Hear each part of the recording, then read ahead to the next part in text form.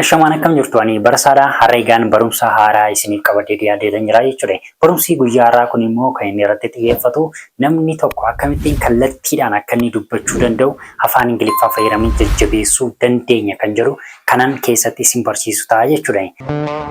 Hello everyone, you are welcome to my YouTube channel. I am Beresa. Today I am gonna teach you the 29th parts of Common American English conversation in Afaan Oromo. Okay. I hope you already know how to speak in English, but you don't know how to speak in Afaan Oromo, okay? In that way, you're gonna learn Afaan Oromo. That's the best place, the best and perfect ways for you to improve your language skills, okay? Egaan kallattumaatini kutaan inni jalqabaa irratti isin argitan kuni speak out yookiin immoo say it kan jedhu dubbachuu dandeessu. Namni tokko akka afaan keessa qabachaa oolu yoo barbaadani namni tokko kallattiimaatiin afaan keessa kan qabachaa oolu yoo barbaadan ta'e maal jechuuni speak out yookiin immoo say it jechuu dandeessu. Akka namni sun kallattiimaan dubbatee yookiin immoo baasee isinitti himu. Egaan inni lamaffaan immoo dominant words kan jedhudha. Dominant jechuun akka afaan Ingiliffaa keessatti to cut up yookiin immoo to discuss kan jedhudha. Haa ta'u malee afaan Oromoo keessatti micciiruu yookiin immoo muruu yookiin immoo dabsuu kan jedhudha yeroo ta'utti dominant words gaafa jennu kallattii maatii maal jechuudha ifatti dubbadhu yookiin immoo jechoota hin micciirin jennee kan nuti haasofnu ta'a jechuudha.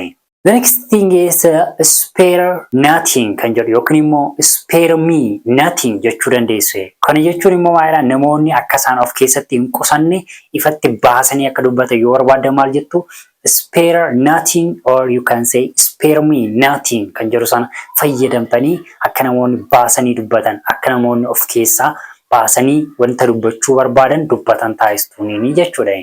Egaan inni kan biraan kan kanatti aansee jiru immoo late on the line kan jedhudha. Late on the line gaafa jennu wantoota tokko kallattiidhaan naqi yookiin immoo kallattii qabsiisi jennudha. Haasaa keessatti garuu bifa saniitiin hubanna osoo hin taane wanna dubbachuu qabnu kallattumaan baasiitii dubbadhu jechuu keenyadha jechuudha. Tell it to me like man kan jedhudha. Tell it to me like man jechuun namoonni tokko yoo isaan haasaa afaan keessatti qabatu ta'e haasaa sana baasanii akka isaan dubbatan akka isaan dabarsanii isinitti hima yoo barbaadu ta'e maal jechuu tell it to me like a man jechuu dandeessu. Akka dhiiraatti natti himi yookiin immoo akka dhiiraatti dubbadhu kan jennu ta'a jechuudha. Inni kan biraan immoo give it to me straight kan jedhudha. Tell it to me like man, give it to me straight kan jedhan isaan kun baay'ee kan walitti siqan yeroo ta'utti jechuun as keessatti baratan hundumti isaanii bifa garaagaraatiin akkaataa isin namoota wajjin waliif galuu dandeessan kan keessatti baratan sababa ta'eef give it to me straight kan jennu kunis afaan Oromootiin maal jechuu keenyana kallattiin natti himi kan jennu ta'a jechuudha. Kallattiin natti himi kan jennu kuni give it to me straight kan jedhu jechuudha. Afaan Oromoo keessatti give it to me straight kan jedhu kun hiikni kallattii isaatii kallattiin natti kenni yookiin immoo kallattiin natti laal kan jennu yeroo ta'u haasaa keessatti garuu kallattiin natti himi kallattiin natti dubbadhu kan jennu ta'a jechuudha. Inni kan biraan immoo give it to me in plain English kan jedhudha. Jecha kana kan nama ajaa'ibudha. Give it to me in plain English gaafa jennu immoo yeroo tokko afaan Ingiliffaa keessatti afaan Oromootiin jechoota salphaa ta'eetiin jechoota ani hubachuu danda'uutiin jechoota ifa ta'eetiin wanna kana natti himi kan jennu give it to me in plain English kan jennu wajjiniin hiikni isaanii bifa tokkoon fayyadamnaa jechuudha. Don't beat around the bush kan jedhus jira jechuudha. Don't beat around the bush gaafa jennu afaan Oromoo keessatti naannawaa hin ooliin kallattiin dubbadhu yookiin immoo naannawaa hin ooliin kallattiin natti himi kan jennu kunillee don't beat around the bush kan jedhu kana wajjiniin hiikni isaanii tokkodha jechuudha. Don't beat around the bush gaafa jennu idiomatic wayidha yookiin immoo akka afaan Oromoo keessatti jechamoota kan jennu jechuudha. Jechama jechuun qola dubbii kan qabanne jechuun kun don't beat around the bush gaafa jettanii kallattiin natti himi wanna dubbachuu barbaaddu naannaan ooliin jechuudha. Egaan isaan kana malee immoo kanneen biroonis immoo jiru. Don't beat around the bush alattis immoo kan biraan bifa biraatiin gaafa dubbachuu barbaadanis stop beating around the bush kan jedhu kanallee fayyadamuu dandeessu. Stop beating around the bush kan jennu kunii fi don't beat around the bush kan jennu hiikni isaanii afaan Ingiliffaa keessatti tokkodha. Akka afaan Oromoottis immoo naannawaan olii dubbii kana marsaan olii wanta dubbachuu barbaadde kallattumaan dubbadhu ifatti baasi isa jennu ta'a jechuudha. Stop circumventing the issue kan jennu kunis immoo namni tokko haasaa dubbachuu barbaade sana dhiisee waan biraa tokkorra naanna'aa oola yoo ta'e yookiin immoo haasaa dubbachuu barbaade dhiisee irra darbuudhaaf yaala yoo ta'e nama sana akka inni wanta sana irra darbuu hin dandeenye kallattiin akka inni baasii dubbatu yoo barbaadani stop circumventing the issue jechuu dandeessu yookiin immoo haasaa kana irra darbuu hin yaalin, dubbii kana irra taruu hin yaalin kan jedhu ta'a jechuudha. Inni kan biraan immoo yeroo baay'ee namoonni haasaa tokko ifatti kallattumaan dabalanii akka isaan dubbatan yeroo barbaaddan yookiin immoo yeroo jaallattanitti isaan jajjabeessuu yoo barbaaddanii put your cards on the table jechuu dandeessu. Put your cards on the table kan jennu kuni akka afaan Ingiliffaa keessatti yeroo ta'u put card kan jennu kuni kaartaa isa jennu sana jechuudha. Haa ta'u malee namni tokko kaartaa qabu guutuu isaa teebiliirra akka inni kaa'u akka inni ifatti mul'isu jechuudha.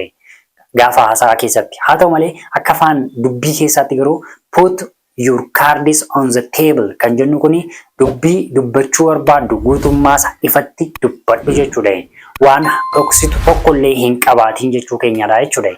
Inni kan biraanii as jalatti kan nuti ilaallu stop speaking in circle kan jedhutu jira. Stop speaking in circle gaafa jennus immoo namni tokko naannawaa oolee hamma sana naannaa kan inni oole haasaa masin barbaaddan tokkotti hima ijooma tokko dubbii ijoo tokko ofaa isinitti himuuf jedhee waan meeqa naannaa taanaani nama sanaasinis stop speaking in circle kan jedhu kana fayyadamuu dandeessu jechuudha.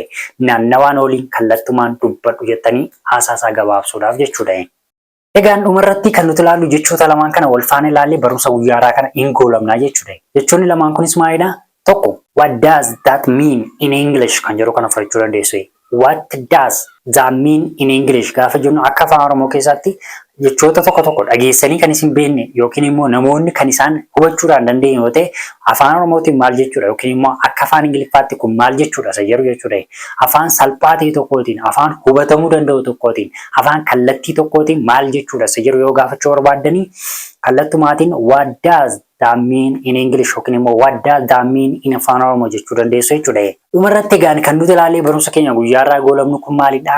Cut the crap kan jedhudha. Namoonni haasaa baay'ee tokko naanna'aa oolu yoo ta'e wanta barbaachisaa hin taane wanta bu'a qabeessa hin taane akka isaan dhaaban you can simply say cut the crap. Cut the crap kan jennu kuni haasaa barbaachisaa hin taane dubbii barbaachisaa hin taane dhaabi narraatii nagaa kallattumaan dhimma dubbachuu barbaaddetti lixi seeni jechuudha. Thank you for following me until now. If you have any kind of question, just write down on the comments. I can read all of your comments and I can give you a feedback. Okay? Egaa barumsi keenya guyyaa har'aa kuni haguma ammaa kanatti kan hordoftaa fakkaata ture. Namoonni yaada yookiin gaaffiis ta'e wanna barbaadde yoo qabaattanii comment irratti barreessuu hin dagatinaa. Comment irratti barreessaa. Ani comment dubbisuu baay'een jaalladha sababa ta'eef comment naaf barreessaa. Yaada keessan naaf barreessaa. Like, share gochuu immoo hin dagatinaa. Facebook irratti, WhatsApp, Telegram wanna qabda hundumaa irratti share godhaatii. Namoonni biroo illee barumsa kana dhufanii akka isaan baratan akka isaan hordofan taasisaa. Subscribe gochuu immoo hin dagatinaa. Guys, subscribe my YouTube channel. In that way I can make a lot of videos. Thank you so much for following me until now. Thank you a lot. Okay, see you. Take care. Okay, bye bye.